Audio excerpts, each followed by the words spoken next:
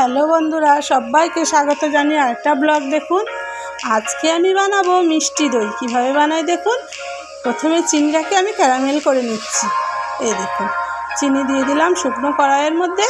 কি সুন্দর দেখুন, একদম গলে যাচ্ছে, নাড়ছি হাতা দিয়ে, সুন্দর গলে যাচ্ছে। এই দেখুন, এই ক্যারামেল করে নিলে দইয়ের টেস্টটাও খুব ভালো হয় আর কালারটাও খুব সুন্দর আসে। এই দেখুন কি সুন্দর গলে গেল। এবার আমি 500 লিকুইড দুধ দিয়ে দিচ্ছি। এই দেখুন, এই দিয়ে খুব গাঢ় করে ফুটিয়ে নিতে হবে।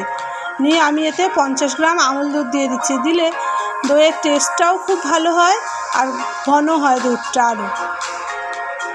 এই দেখুন, আর 4-5টা এলাচ আমি থেতো করে দিয়ে দিচ্ছি। দিলে দুধের গন্ধটাও লাগে না, খেতেও ভালো লাগে। এই যে আমি গুঁড়ো দুধটা যেটা গুললাম সেটা দিয়ে দিলাম এর মধ্যে, দিয়ে একটু ফুটিয়ে নিচ্ছি। দিয়ে যেমন মিষ্টি পছন্দ করেন, আমি আরেকটু চিনি দিলাম, আপনারা যেমন মিষ্টি পছন্দ করেন তেমন দেবেন।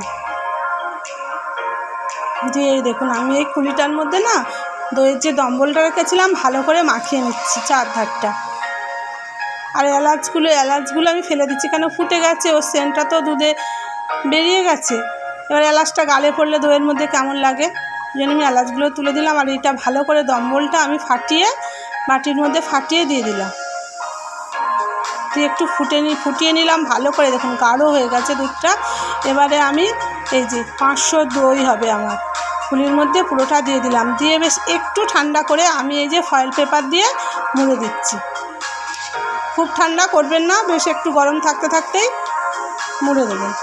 আমি ফয়েল পেপার দিয়ে ভালো করে গার্ডার দিয়ে এটা বেঁধে দিলাম। দিয়ে একটা পরিষ্কার কাপড় দিয়ে মুড়িয়ে রেখে দিলাম। এই দেখুন, তারপর দিন দেখুন